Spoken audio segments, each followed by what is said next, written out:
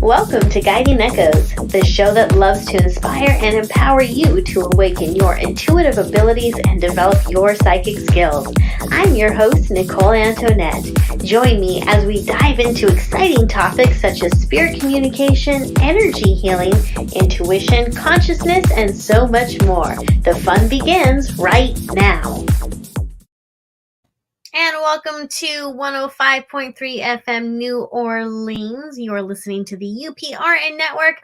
I am your host, Nicole Antoinette, and we have an exciting show for you today. Unfortunately, our special guest wasn't able to join us today due to a family emergency, and so I know that she would appreciate it if you decided to send some love, light, and prayers and good energy her way. So today what we're going to do is I'm going to open up the forum for Q&As. You get to ask me questions about spiritual growth, spirit communication, psychic development, psychic abilities, anything you want relating to the world of all that is spiritual. But before we get into that, I did want to open up my energy and give you all a sort of reading for the week. And yesterday, as I was tuning into the collective, I asked my light circle to come forward. And they were showing me that this week is going to be a week that is filled with lots of little inconveniences. So these are the type of inconveniences that pile up, and kind of it's the straw that breaks the camel's back, so to speak. So as I'm calling my light circle forward again and leaning into this message, what I'm hearing is that you need to be very gentle with yourself, but then also there's a message coming forward of forgiveness. And this isn't just forgiveness in terms of forgiving yourself or forgiving other people, which we already know that is very important, right? We all know that forgiveness, being able to let someone go or let something go, is an important part of releasing ourselves from our energy and giving us the space we need to be able to grow. But what also came forward in that channeling and what's coming forward again is the need to forgive even inanimate objects, which sounds a little strange, right? We need to forgive experiences. We need to forgive ideas. And when you forgive something, you release its attachment to you, and you release your attachment to how you believe that thing should have behaved. So, for example, if you stub your toe on the wall and it really hurt and you get mad at the wall or you get mad at yourself, it's important that you immediately forgive that wall, forgive your toe, even forgive that experience. Because again, when we forgive it, we are letting go of that energy. We're not trying to make the wall evil. We're not trying to make ourselves bad by blaming our toe or blaming our clumsiness. There's no blame in it. Mistakes happen, accidents happen. And so being able to forgive things as soon as they arise is going to help us to manage our energy and our emotions much better. Because remember, and emotions are energy in motion. So just kind of keep that in mind as you go about your week. Be quick to forgive. Be quick to forgive when it comes to those small inconveniences. And of course, when it comes to people, we have to remember that forgiveness is a process, right? There are people who come into our lives and they can hurt us very badly, whether intentional or not. And if we're honest, a lot of people who hurt us consistently, it is intentional on some level. And so don't rush your process when it comes to healing and forgiving them. I'm kind of going through that, through that awareness and that awakening myself. So just be very patient with the process, because something that took years to build is going to take a while to heal. And every morning when you wake up, it's a decision, right? And it's a continual decision throughout the day. If you're going to let that pain just like hold on to you, and if you're going to allow the events of the past to hook into you and bring you down, or if you're going to move through it. And sometimes moving through that pain means that you acknowledge it, that you feel it, that you cry over it, that you maybe write a letter that you don't send, that you write about what it is that you're feeling and you burn it, or you just keep it aside for later use, I suppose, or you talk to a friend. You need to find ways to be able to clear that energy so it doesn't stay in you. And even doing that, even though we don't think of that as a form of forgiveness, it actually is, because it's a form of letting that pain go, letting that energy go, so that we can create some space, so we can create a barrier between us and the thing or the person that has caused the pain. So that's what we're seeing this week. We see that this week is about diving deep, clearing what needs to be cleared, and giving ourselves time and space and permission to heal. One of the things that came through in my channeling yesterday for a private situation I was going through is that rest is productive. Rest is very much needed on the path to healing. And when I was talking to my guides yesterday, I was really frustrated because I'm in a situation right now where I am processing a lot of pain, and things are not moving as quickly as I'd like them to be. And so I feel like there are a lot of things in my life that are weighing me down, and the things that I'm trying to get off the ground and the things that I would love to see happen are moving at a snail's pace, or my plans are falling through. It's actually been really frustrating. And so this has caused me to, feel kind of sad. And there's some days where I just can't seem to get in the right mindset and in the right energy vortex that allows me to get a lot done. And so when I was talking to my guides about this, they were reminding me that when someone breaks their leg, when someone sprains their arm, it takes time for that to heal. And if someone with a broken leg is told, lay down and rest, and they get annoyed and they're like, well, screw this, forget that, I'm going to go running, what do you think is going to happen? They're going to re-injure the wound because they haven't given themselves time to rest. And the resting is where the healing is. Well, it's the same when it comes to our emotional pain too. And for some reason, we have this weird idea in our culture that we should be able to just run and go, right? We should be able to just bounce back from emotional pain just like that. We should be able to go out the door. We should be productive. We should think happy thoughts. We should have a smile on our face. It doesn't work that way though. And anyone who has gone through something that should be painful and they're smiling and getting on with their lives without a hiccup, that's probably not a healthy person. You're probably dealing with a narcissist or a sociopath or someone who plays some type of games, because anything that causes emotional pain is going to take a while to bounce back from. And that's okay. And I think that we as a culture and a society, and especially a spiritual community, need to give people space for that. And we need to start rewriting the message and rewriting the script and letting people know that it's okay to talk about their pain. It's okay to reach out about it. It's okay to wallow in it for a while. I mean, we obviously don't want to live there, but it's okay to have these experiences. And so we need to have more empathy for ourselves and for others. And we need to make sure that we are creating a space of compassion so that people can heal without feeling bad about it, right? Because we don't want people to feel as if they need to heal instantly from something emotional, from some type of especially traumatic emotional pain. We need them to think that we don't want them to think that they have that pressure of having to move forward if they don't have the energy and capacity for it, because they have a broken leg. They've been put down for a while. They need to be able to rest and nurture that and go through the appropriate healing process, whether that's therapy, meditation, whatever that looks like for them, until they really are healed and healed enough to where they can start walking again, to where they can be productive again.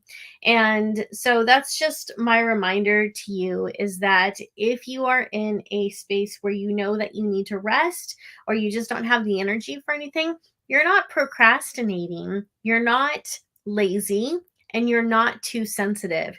You're actually working in the way that you were designed to work. You are healing and resting in the way that you were designed to heal and rest. I mean, heck, even in the Bible, God rested on the seventh day. Granted, I don't believe the Bible is literal. I believe most, if not all, of the stories in there are very allegorical, but even in that, God itself rested on the seventh day. So you are allowed to rest. Okay. So Ashley is saying, yes, I've to literally pause and breathe slowly to slow my heart rate. So that looks like it's in response to somebody. But yeah, we have to do that sometimes. We have to slow down. We have to pause. We have to check in with ourselves and just give ourselves permission to breathe. Megan says, so many shoulds. I definitely need to work on stopping that language. Yeah. When we tell ourselves we should do something, we're putting a lot of pressure on ourselves, and we're also making ourselves wrong, because it's like, we wake up in the morning, it's like, oh, I should go to the gym, but I just don't have the energy for it. We've immediately made ourselves wrong.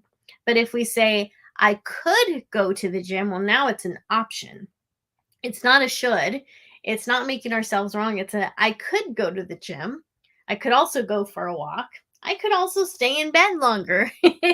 None of those are wrong. And maybe staying in bed a little bit longer is exactly what you need, right? So I want to say thank you for all of you who are joining me live during this broadcast. Also want to remind you that you can, in fact, join me on YouTube or Facebook.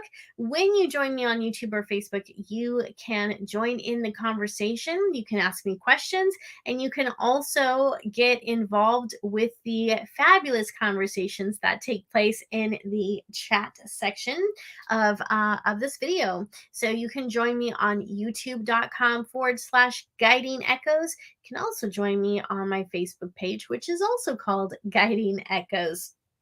So, Tarot by Samaj is saying creating opportunities for ourselves can be our healing. That is very true. Yeah, you do want to find ways to create opportunities for yourself, and that is a part of the healing process. And that's one that I believe comes a little bit later in the process. It really depends on what the situation is. But yeah, being able to create those opportunities where you can grow and excel is helpful, especially if you have a community who's looking out for you and can help you do that. That's actually quite beautiful and very helpful. So Maria's saying, great insight. I was going to ask how you are healing, finding a place to live full time. Oh, okay. Hang in there. You're on the right path. Thank you, Marie. Still looking for my home, still on the, still looking for that. So I've been traveling and visiting friends, and that's actually been fun, but I am definitely ready to have a home base. As far as my healing goes, it's up and down. Some days are really good. Other days, like the past 2 days have actually been really rough as different memories and whatnot surface. But it's all part of the process. Again, it's like healing from any type of an illness or a surgery. Some days you feel okay and you're walking around. Other days it's like, oh my gosh, this injury is really acting up. I'm in so much pain. And so, every day is different. You just have to take every day as you go. Okay, so Stardust is asking, how can you validate that your psychic visions are true? Well, Stardust, I would say that if you are wanting to get verification that your psychic visions are true, you're going to have to start speaking up about them and getting feedback from others on them. So, if the psychic vision happens to be a spirit that you're seeing in your house, and you're wanting to know if you're really seeing that spirit, well, first of all, I always want to take people back to that whole idea of trusting yourself, right? You really need to get to a place where you trust yourself. And I know that can be difficult. It is still something that I struggle with from time to time too, but trust in your spiritual world and your spiritual life is going to be very important, because if you can't trust yourself, how are you going to trust your visions? How are you going to trust your spirit guides? So I do believe that faith and confidence in your own psychic abilities starts with overall trust in yourself. So you want to trust that you are in fact seeing what it is that you're seeing. If these psychic visions are visions that you're having in your mind's eye, and these visions have to do with someone else in your life, whether it is a spirit coming forward or maybe you see something good or bad happening to someone, what you can do is you write your visions down and you just wait to see what happens. You just wait and see what the outcome turns out to be. And if this psychic vision happens to correlate with someone you know, or like I said, it's a spirit that's crossed over, and the spirit says that they belong to you, they're your friend's grandma or grandfather, whoever it is, then you can summon up the courage and the bravery to speak to that person and to see what their response is to the vision that it is that you had. So basically, it's the feedback that you're going to get that validates whether or not what you're seeing is correct or not. So let's see. Valerie is saying, I am bad about going days without sleeping because at night is the only time I can get things done while everyone is asleep. Have a farm and an elderly mother with dementia and husband who works long hours. That's really tough, Valerie. Yeah. The good thing is that, first of all, I commend you for being able to keep your house in order when you have so much to do. I think it's wonderful that you're taking care of your elderly mother. I know that's a very, very difficult thing to do, and I can imagine that it feels like you're doing so much on your own, and you are doing so much on your own with your husband. Being at work for long hours, even if he has times where he's able to work from home, like he's still having to focus on something else. But one of the things that is nice about this day and age is that we have a lot of science and research behind the art of meditation, which shows us that certain forms of meditation can be just as helpful and beneficial as sleep. So, certain forms of meditation where you meditate for maybe 30 minutes to 40 minutes can be just as refreshing and rejuvenating as 4 hours of sleep. So if you're really at that point where it's like, I'm exhausted and I need sleep, because you do need sleep, like, let's be honest, we all need sleep. And when we are sleep deprived, when we're not able to get enough of it, that means our body's not getting enough rest. Our mind is not given enough time to process all the things that it is absorbed throughout the day. We can run into some serious problems. We can run into, short moments of psychosis. We might have some weird hallucinations. We have brain fog, but we can also start to experience our body breaking down because it doesn't have that time to rest. So if that's you, if that's something you're unable to do because maybe it's just insomnia that's haunting you, or like Valerie was saying, she has to really navigate her schedule in a specific way because of all the responsibility she has. So nighttime's the only time she has to do certain things.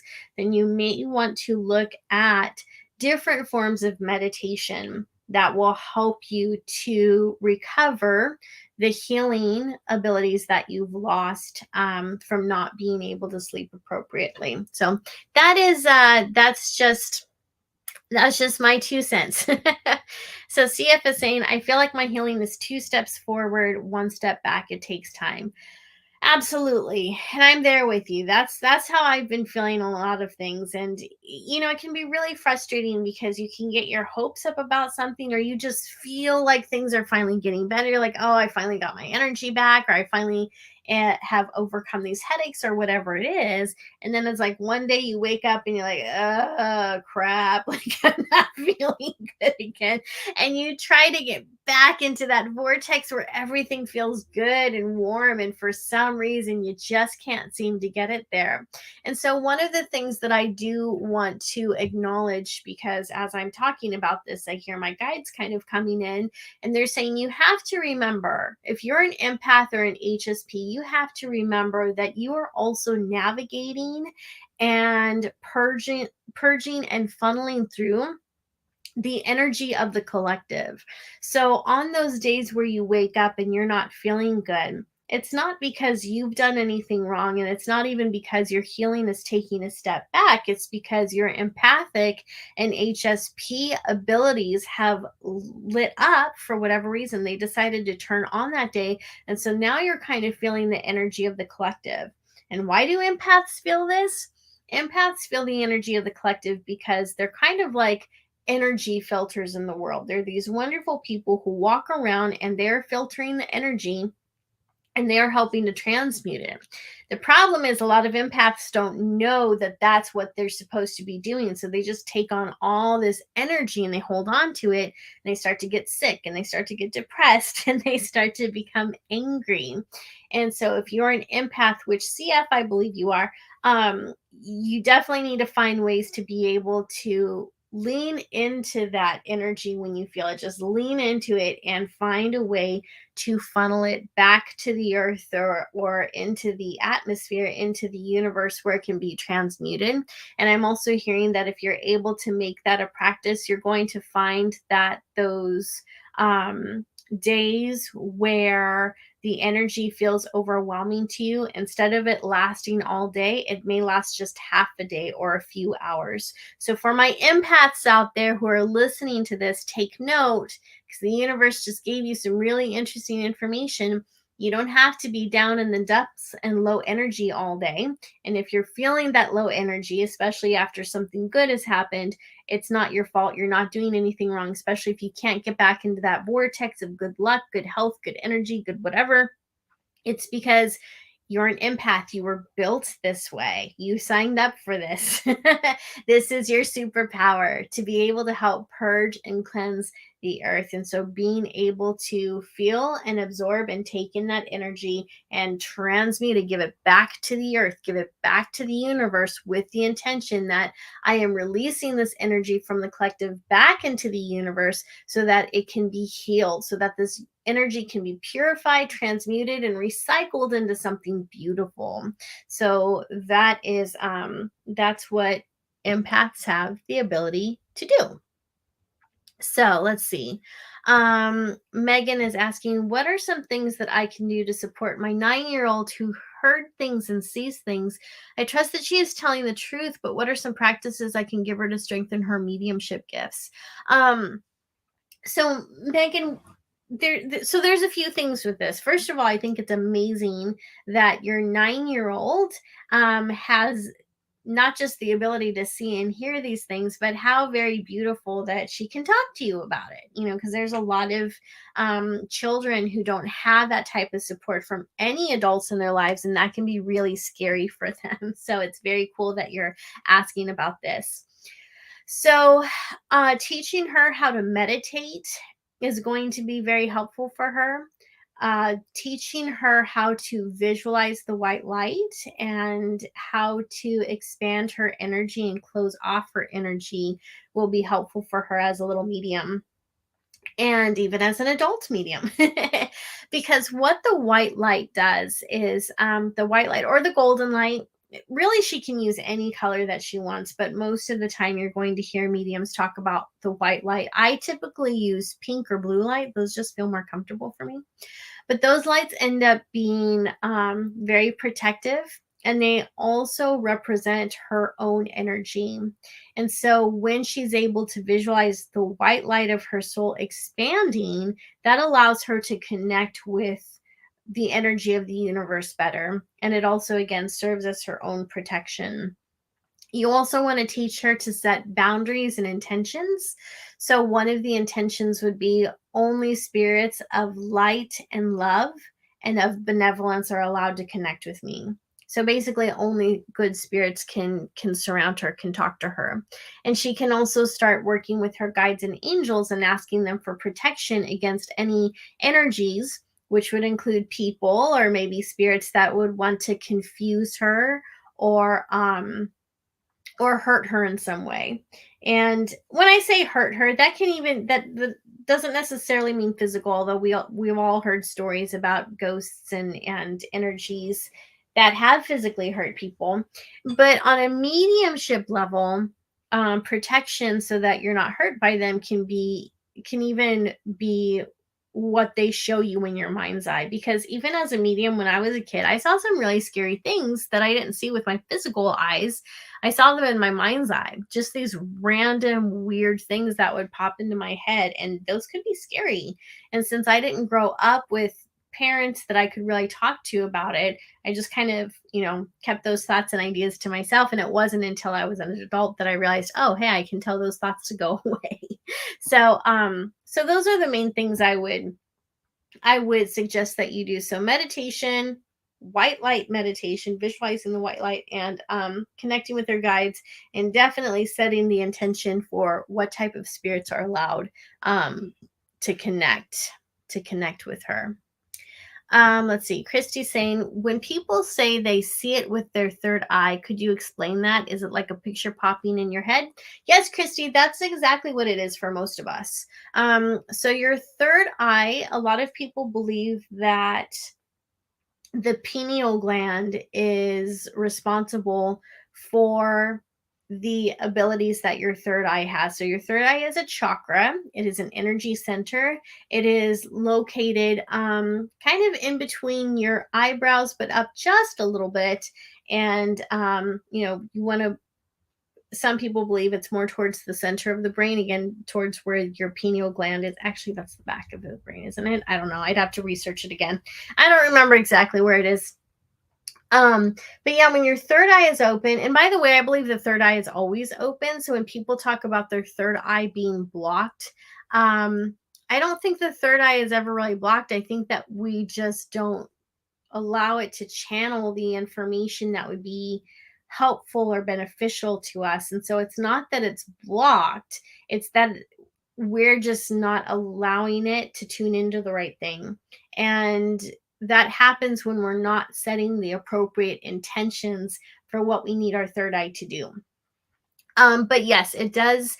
Usually for most people, it does show up as an image in your head. So for example, if you are meditating, if you're closing your eyes and you're meditating and you're wanting to get a answer or a solution to some type of problem you're facing, or an answer to a question that you have, you can close your eyes and just kind of see what symbol pops up or see what image pops up.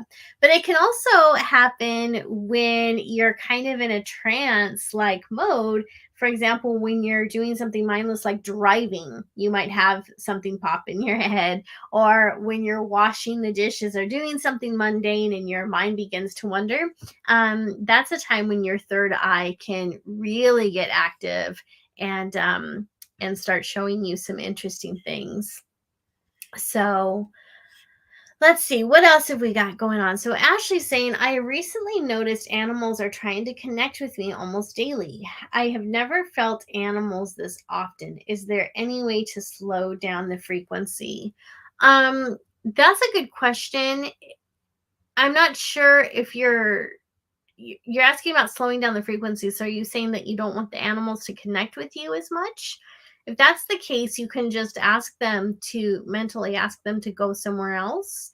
And you can also just let your guides and angels know that you don't want to connect with them today. You don't want to connect with the animals today. And so you can ask them to limit the contact. Basically, well, here's the thing, guys. We have a spirit team around us all the time. So we have our team of spirit guides, and we have our team of angels, and we have other benevolent forces and beings that we don't even have names for. And they would just fall under the umbrella, the category of spirit guides. But within that category, there's kind of all these subdivisions, I guess you could say. So whenever you need help with a psychic ability or a connection that you're wanting to make to the other side, you can always ask your angels and your guides for help. And you can tell them exactly what it is that you need. So, for example, when my mediumship abilities first started to turn on, they were on almost all the time. I would go to a restaurant and spirits would come up to me and ask me to give messages to some of the people there.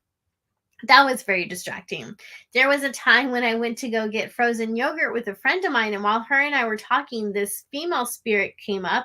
She was dressed in like 1800s clothing, and she starts talking and talking to me. And I was trying to focus on my friend, but there was a spirit right here talking and talking to me. She's like, I know you can see me, I know you can hear me. And I was like, oh my gosh.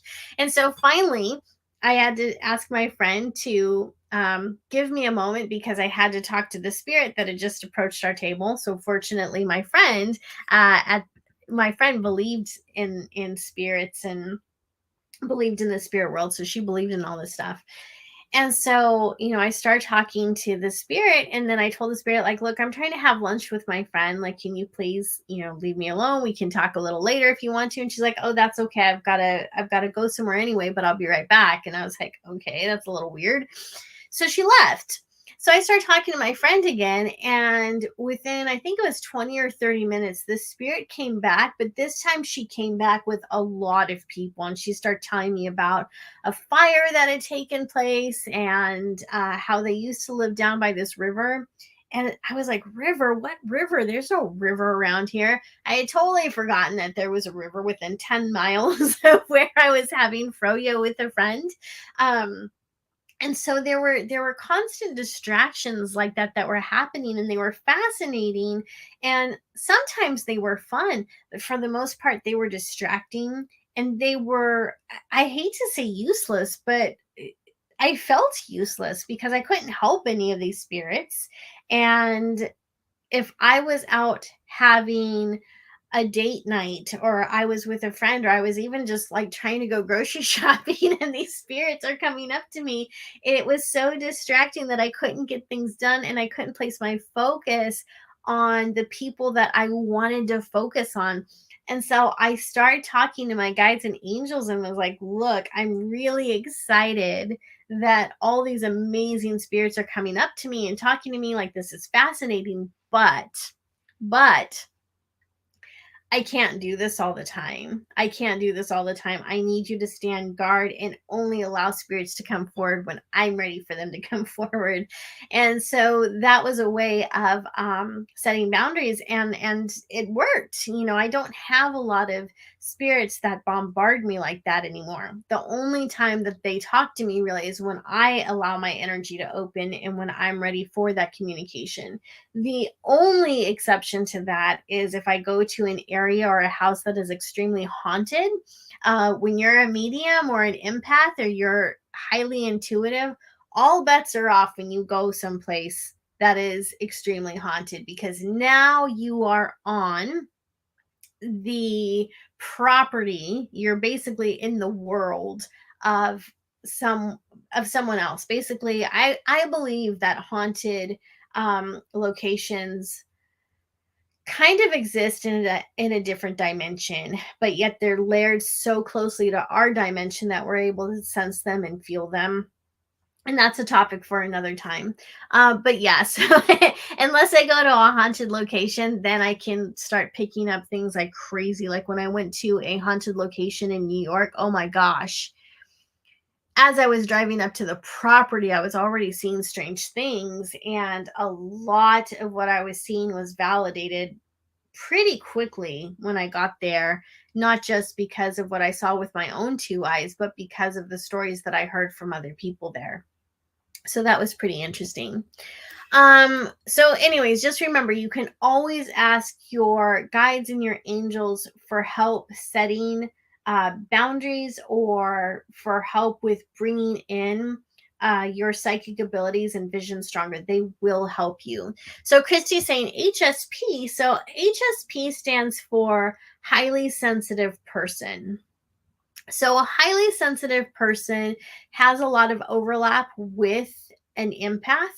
The difference is that an HSP, which I believe that's what I am, a HSP, a highly sensitive person, can feel the energies but doesn't necessarily absorb it. So we may be able to tell when someone is sad, and we do feel sad for them, but we're not absorbing that same pain. So we're not absorbing the energy. So while we feel sad because they're sad, we're not feeling their same depth of sadness because we're not absorbing it. Does that make sense?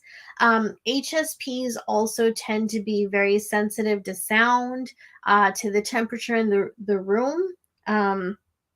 I can be talking to you right now, which I am, but I'm also very aware of the noises that my dog is making outside my door. I'm also very aware of the wind blowing and different sounds around me. Like, I'm still aware of the way that this fabric feels on my shirt, which is actually very soft and feels very nice. So we're kind of hypersensitive. We feel a lot of things all the time. And as HSPs, we also have a very lively emotional state as well, I guess you could say. So we're very adept and in tuned with our emotions, and we tend to feel everything stronger than other people do. So when it comes to emotions, we feel them, which is both a blessing and a curse, because if you feel bad, like, you really feel bad. If you feel good, you really feel good. And so that's what an HSP is. So I hope that helps. Um, let's see. CA is saying, sometimes I wish I wasn't empathic. It really makes me get anxiety when I pick up everyone's energy around me. Yeah, being an empath is hard, and it's also really frustrating because you'll have people who are saying, "Why are you so sensitive? You're just being so sensitive. You need to just block that out." Or you can go through all the appropriate grounding exercises and shielding exercises. And let's be honest, they don't work all the time. So you can still do all of that and yet still feel anxiety and still take on a lot of energy, especially from the people that you live with or the people that you work with. So yeah, it can be really difficult. I think one of the things that empaths can do to combat that, aside from what we talked about earlier, as far as funneling the energy and handing it back to the universe, which is huge, we need to find ways to feel good. And so I do believe that laughter and things that just bring us so much joy helps to create that barrier against those heavy emotions. And so if you can just start tuning into the things that make you laugh more, like if there's different comedies that you love to watch on TV, if there's different YouTube channels that make you laugh. Like, I am a huge fan of dad jokes and puns. I think they're hilarious. In fact, when I went to Starbucks this morning, the barista, as she was getting ready to hand me my drink, she says, "I've got a joke for you." And I was like, "Oh, okay." I can't recall a time at any point in my life where a barista was just randomly telling me she had a joke for me. So I was like all in right away. I'm like, "Yeah, what's the joke? I love jokes." And so she said, "What do you call a smashed pumpkin?" Does anyone know? What do you call a smashed pumpkin? Squash. I know, it's a horrible joke, but it made me laugh, which made me feel good. So if you can focus more of your time and your energy, even in those small moments of free time, on the things that make you laugh and bring a smile to your face, I do think that can serve as protection against the heavy energies you sometimes feel as an empath. I think that the trick that most empaths and even HSPs would love to develop, or not the trick, but the skill that we would love to develop, is being able to more or less just notice the energies, to sense those energies, but to not necessarily absorb them, because we can still hand it back to the universe. It doesn't have to absorb us, right? So that's, I think, what what could be really helpful and beneficial to most of us. So yeah. All right. So Kelly is saying, if a longtime friend is ignoring me because a plan didn't fall through and didn't get what they wanted, is this a certain mechanism, immaturity, or they're not at the same vibration? Well, I think it depends on I think I think it depends on a lot of factors. Um if he's ignoring you over this one plan, over this one thing that they didn't get what they wanted, that's a sign that whatever it is they didn't get was obviously very important to them. But then I would also have to stop and ask, okay, is this a pattern? Is this something that they frequently do? Have they shown this level of immaturity in the past when it came to other things? Because someone who frequently ignores you when they don't get what they want, that's called stonewalling. It is a narcissistic trait. It doesn't mean that your friend is a narcissist, but it does mean that's a narcissistic trait.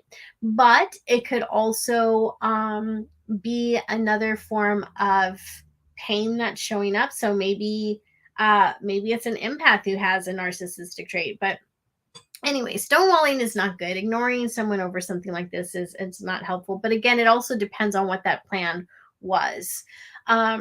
So I don't really want to say too much about it because I don't know the details on this. And just to be clear, I don't want the details. Please do not put them in the chat because this does sound like it's something personal that the two of you need to work out. But if he's ignoring you, then he's in a lot of pain or he's upset, and you just need to give him that space.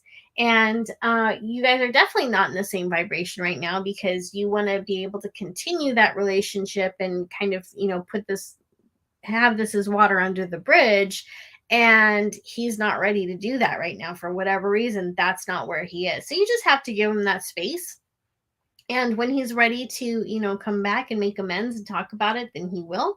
But it sounds like this was something that was just really important to him, so he's really bummed out and really frustrated and probably doesn't know how to process that and may not know where to put that anger towards. Because the sad thing is that sometimes when plans fall through, it's hard for us to just acknowledge that the plan fell through. It wasn't what the universe wanted for us at that time. And it's a bummer and it hurts and it's very disappointing. But some people need to have an enemy that they can direct that energy and anger towards. And so that's what they'll do. They'll be like, well, it was Kelly's fault. Like, it's Kelly's fault this didn't happen. So she's the bad guy. So she's the villain. So I'm going to place the blame on her. And then I can be mad at her. And now the fact that this fell through makes more sense to me, because there was a villain in my midst who was preventing me from doing this thing that I wanted.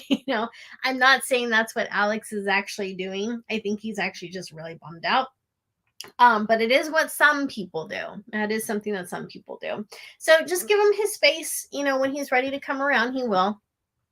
Yeah. So Tarot by Samaj is saying, love this insight you are sharing. Allows folks to grow more deeply in their connections to spirit and source. Well, thank you, Samaj. I appreciate that.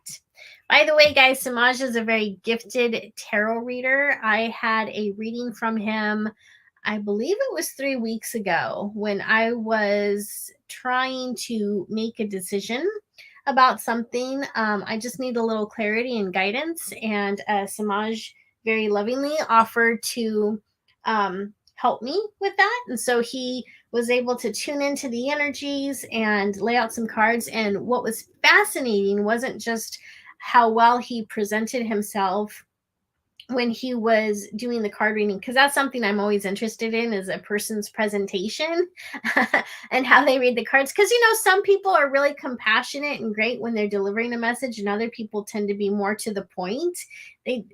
That's my way of saying that they're crass and actually kind of rude. And so Samaj actually has a very gentle way of reading. But what I loved was the extra insight I got from him on certain cards, because when he was reading his cards for me, there were 2 that came up and I was like, I don't know if I really like those cards, because to me, these 2 cards mean, and I gave him my explanation, and he was saying, well, to me, these cards actually mean, and then he gave me his interpretation, and his interpretation blew me away.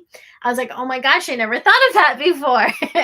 And it was very insightful for me. And again, I never heard anyone explain the cards in that way. So it was really fascinating and helpful. So yeah, so Samaj is awesome. That's my little testimonial on Samaj. So yeah, check out his channel. Tarot by Samaj is amazing. All right, so Tanya is saying, Nicole, I was wondering, with my special gifts and abilities, 1 minute they're there, next minute it's like there's nothing there, feels like a light switch. Why is that? One of the things that I have noticed is that when we are going through difficult times in our life causes a bit of a distraction. And when that happens, our abilities turn off. They don't turn off completely. I should say that they dim. Our abilities that were once these light, beautiful, or these bright, beautiful lights start to turn down a little bit. They go dim. And the reason that they do that is because you need to be able to place your attention on whatever that challenge is at the moment. So that's a possibility. Another thing that can happen is if we have a lot of different things happening in our life, even if these are amazing different things, like it's a lot of great stuff, a lot of good things are happening, our energy is kind of leaking. It's being pulled into all these different areas. And so when your energy is leaking out, you don't have enough energy to devote and to put into your psychic abilities. So there's nothing for those psychic skills to draw on. It's the same as if you were to stop eating food for a week, so you're not getting a lot of energy, and then you go to the gym to work out and you're like, man, why am I so tired? Like, why am I not able to lift as heavy as usual? Well, it's because you're depleted. It's because you didn't have enough food. And so energy is the same way. If we don't have enough energy to light up our psychic gifts, they're not going to light up. And there's nothing wrong with you when this happens. This is exactly how your abilities were meant to function so that you don't get overwhelmed. So when your energy is leaking, or when your energy needs to be placed somewhere specific, especially if you're in the midst of overcoming or dealing with some type of a trauma, your psychic abilities may turn off, but they will turn on exactly when you need it. So for example, let's say you are in the midst of a trauma and there is something that you need to know. Your abilities may turn on very quickly to give you some type of knowledge, information, or guidance that you need. It's going to be quick. It's going to be direct. It is going to basically be in your face so you don't miss it. And then they're going to turn back off again because you don't need the distraction of them. So I hope that answers your question. That's been my experience and my understanding of why gifts turn down sometimes. It's not because, again, you're not doing anything wrong. The universe isn't punishing you. You just have to put your attention in other places, and your gifts can sometimes serve as a distraction from what you need to focus on. Okay. Let's see. What else have we got going on? So we've got Christine. I have had dreams come true. Oh, that's very cool, Christine. When my grandfather was passing, known who was calling before the phone rang. What clair is this? How can I hone into that? So that's going to be a couple different clairs. If they're dreams that come true, that would be clairvoyance. That would be clairvoyance on some level, because you are seeing things. Even though you're asleep, you're still seeing these visions of things that are coming to pass, even if they're allegorical. You know, there's still a lot of symbolism in them that are turning out to be true. So there's that. And claircognizance is the clair in which you know something and you don't know how you know, but you know. So claircognizance is the name of that particular ability. The way that you hone in on that gift is actually by working with all the other clairs. Because what can happen with claircognizance is that it actually is taking information from your other clairs and just kind of packaging it up in one lump sum. one box. It's gift wrapped for you. So you don't have to use your clairvoyance, clairsentience, aliens, clairaudience. It's just, you just know that you know. So it's a combination of all those abilities coming together and giving it to you in one quick burst. And that's how you just know something. So it's how your subconscious mind and your mind decides to package everything. It wraps up all that information at once. And of course, the way that you can work with any clair to strengthen it is to practice it, but also meditation. Like, meditation is going to be what almost every psychic tells you. And the reason for that is because meditation allows you to calm down the thoughts in your own mind, open up your energy, and that allows your subconscious mind to be more open and receptive, but also willing to give you more information. So when we're able to relax our frontal cortex, it becomes open and allows information from the subconscious mind and our superconscious mind to imprint different images onto it, and different things that, again, that we know, but we don't know why we know it. So being able to train the brain to quiet down and receive this information from our subconscious mind or from the spirit world is very helpful in building claircognizance. If you also want to focus on the energy centers that are most helpful for that, that's mostly going to be your crown chakra. So you can do some exercises on your crown chakra. So you can just take 2 fingers and tap on the top of your head and make it your intention that you're opening up your crown chakra. Of course, you can also do different meditations where you're closing your eyes and you're visualizing the light pouring into that chakra, and you're imagining it opening up more and receiving that information from the universe. So that's what you can do. Okay, what else have we got going on? Man, it's a very active chat today. Oh, thank you for the $10, CA. That's very sweet. So she's also asking, what am I doing wrong that I can't communicate with my guides and loved ones? Well, I don't think that you're doing anything wrong. I think that you are in a position in your life right now where there is something that you are meant to learn on your own. I think that you're in a situation right now where you're meant to learn empowerment. And so if your guides come in, and if your loved ones from the other side come in and they start giving you advice and guidance on this situation, then they are robbing you from the opportunity and the experience of figuring this out on your own, because this was part of your life plan when you came to incarnate on this world. There was something that you wanted to know specifically, and you wanted to go through the whole experience of it so that you could learn the complete lesson. So you wanted to be able to problem solve and get creative on this thing, or possibly things, on your own. And so I think that you can probably feel the support of your guides, but they may not be speaking up right now, because before you incarnated, you guys were on this agreement that this thing that you're doing is something you're supposed to do, not exactly alone, but you did want the freedom and space to figure it out for yourself. That said, guides and angels are here to protect you from going down roads that aren't really supposed to be a part of your journey. So while you have free will, and while there's plenty of different choices and decisions you can make, and plenty of different roads you can go down, there's certain ones that you're not supposed to go down in this life. So if it helps you at all, you can know that your guides are beside you. They're still nudging you. They're still protecting you. They're still guiding you.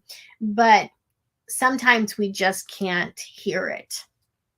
So what you can do is, again, with meditating, you can get into a position where you'll be free from distractions and just close your eyes and take a few deep breaths, and then call your guides forward and just ask them, what it is that you need to know today. What is it that they can tell you that will be helpful for you as you go along your path? So that way you're still acknowledging and honoring the arrangement that you had with them, where they're not maybe giving you a lot of advice about some specific thing, but you're still opening up the door for contact and communication about other things. So I hope that makes sense to you. I hope that answers your question. I know it can be really frustrating when we need to feel our guides and we need to feel our loved ones and we really want to feel our angels, because in that moment we need to feel support. We really want to know that the universe has our back. And so when we can't hear anything and we don't sense anything, and we can maybe just kind of feel them, but we still feel empty or alone, that's really devastating. And so I understand the frustration that comes with that. And what I've learned in those situations is I've learned that if I tweak my meditations, if I tweak the visualizations that I'm doing, I can usually make contact. And I kind of wonder if that's why they take a step back sometimes, is because they're waiting for us to do something new. They're waiting for us to try something different, because that's how we get to the next level. So if we're used to doing the same guided meditation all the time to make contact with our guides, maybe one day they don't show up because they want us to try something different. Maybe they want us to get brave and work with tarot cards or a pendulum. Or maybe they just want us to work with a white light meditation or a pink light meditation so we can get more comfortable with the energy associated with those colors, and we can up level. We can go a space up.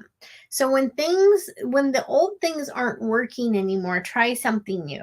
It might just be that you've graduated up to a different level, and that's what the universe is asking you to do. Hey, Mad Cat, haven't seen you in a while. He's like, yeah, I'm finally here. Good to see you. Good to see you.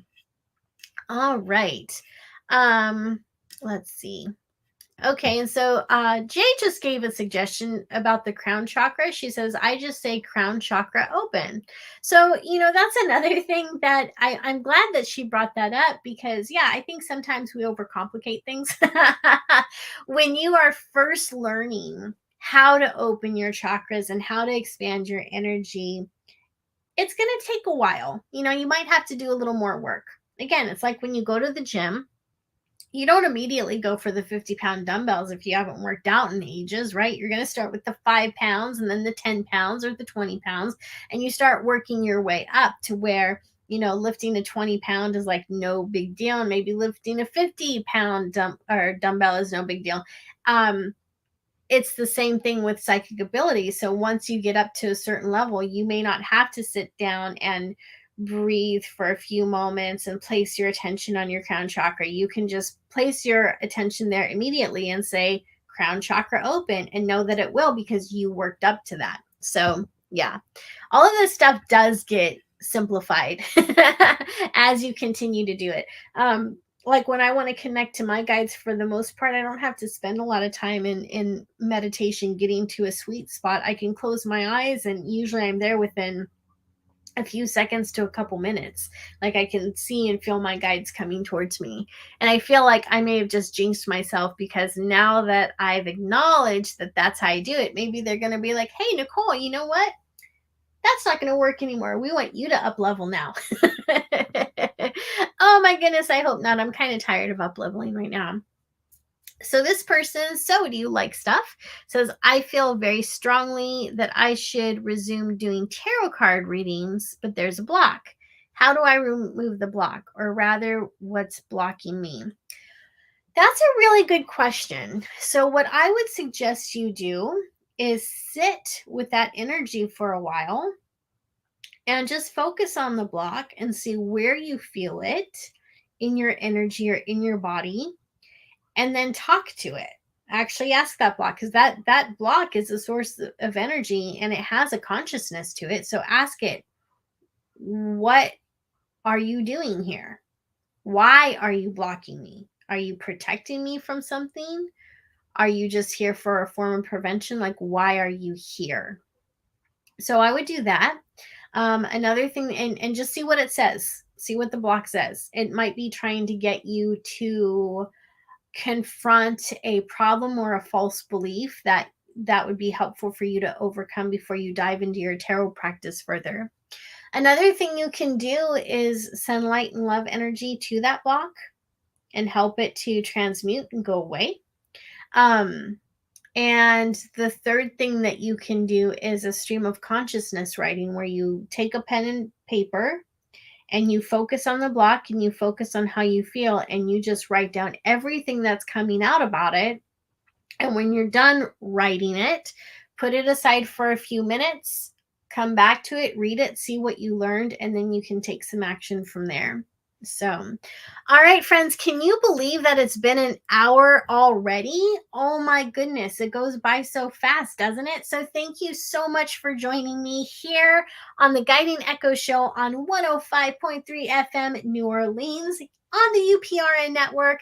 Be sure that you stay tuned, because after this show, we've got a wonderful lineup for you today. We've got Discovery Paranormal, Chasing Prophecy, and of course, Into the Night with Sean Kelly. So stay tuned, and I will see you next week. Remember, Guiding Echoes on UPRN takes place every Tuesday at 6 p.m. Central. I will talk to you next week. Until then, be blessed.